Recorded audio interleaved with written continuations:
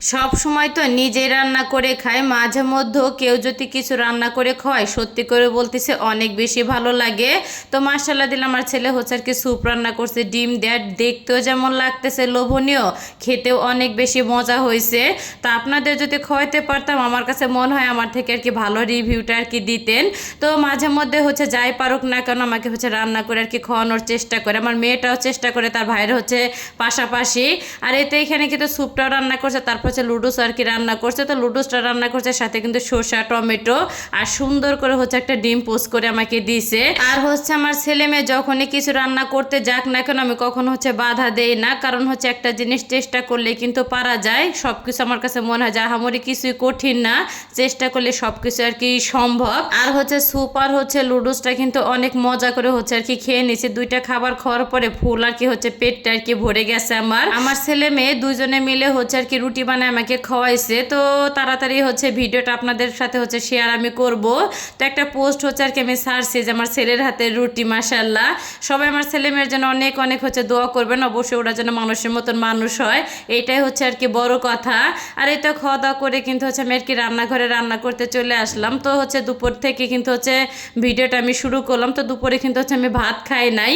তো দুপুরে দেখে আমার ছেলে হচ্ছে লুডোস আর হচ্ছে তো স্যুপটা হচ্ছে রান্না করছে, তো ওইটাই হচ্ছে আমরা খাইছি। অনেকে হয়তো বা বলতে পারেন এই ধরনের খাবার তো সন্ধ্যার দিকে মানুষে খায়, আসলে সন্ধ্যা বিকেল আর হচ্ছে সকাল নাই, আমাদের যখন যেটা খাইতে মন চায় তখন হচ্ছে সেই জিনিসটা আর কি বানিয়ে আমরা খাওয়ার চেষ্টা করি, আমাদের কাছে ভালো লাগে। আর এদিকে কিন্তু কালো জিরার হচ্ছে মরিচটা আর কি ফোড়ন দিয়ে তো হচ্ছে পটল আর হচ্ছে আলুটা চাকচাক করে আর কি আমি ভাজি করে নিলাম। আর এইভাবে হচ্ছে পটলটা ভাজি করলে না আমার বাসার সবাই অনেক বেশি পছন্দ করে খাইতে। আর এদিকে হচ্ছে মাছটা আর কি ফ্রিজ থেকে হচ্ছে আর কি আমি বের করে নিলাম। তো বের করার পরে হচ্ছে ধুয়ে রাখছিলাম মাছগুলি, তারপরেও কিন্তু মাছের হচ্ছে বরফটা ছেড়ে দিলে একটু হইলেও কিন্তু ময়লা পানিটা হচ্ছে আর কি বের হয়। তো মাছটা কিন্তু সুন্দর করে আর কি ধুয়ে নিছি আমি। আর অফ ক্যামেরায় কিন্তু হচ্ছে পেঁয়াজ আর টমেটোটা সুন্দর করে আর কি আমি ভেজে নিয়েছি। এখন হচ্ছে এক এক করে আর কি শুকনো মশলাগুলো আমি দিয়ে দিতেছি। আর হচ্ছে একটুখানি আদা রসুনটাও আর কি আমি দিয়ে দিয়েছিলাম অফ ক্যামেরায়।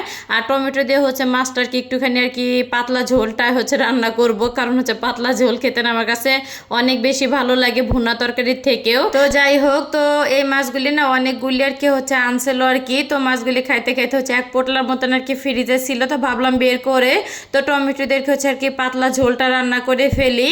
আর এই তো এখানে কিন্তু মাছটা আর কি সুন্দর করে আর কি আমি কষিয়ে নিছি। তো কষানো হয়ে গেলেই কিন্তু এখানে হচ্ছে আমি ঝোলের জন্য আর কি হচ্ছে পরিমাণ মতন আমি পানিটা দিয়ে দেবো। তো পানিটা দেওয়া হয়ে গেলে কিন্তু ঢাকনা দিয়ে ঢেকে বেশ কিছুক্ষণ হচ্ছে আমি রান্না করে নিছি। এর মাঝে হচ্ছে আর কি আমি ভিডিওটা নিতে পারি নাই। তো তরকারিটা কিন্তু আমার রান্না করা হয়ে গেছে। আমি মাঝে মধ্যে তো একটু বড় মাছটা হচ্ছে বেশি করে ঝাল দিয়ে এইভাবে হচ্ছে পাতলা ঝোলটা আর কি রান্না করার চেষ্টা করে, আমার কাছে খেতে খুবই ভালো লাগে। তো ভিডিওটা এখানে শেষ করলাম, আল্লাহ হাফেজ।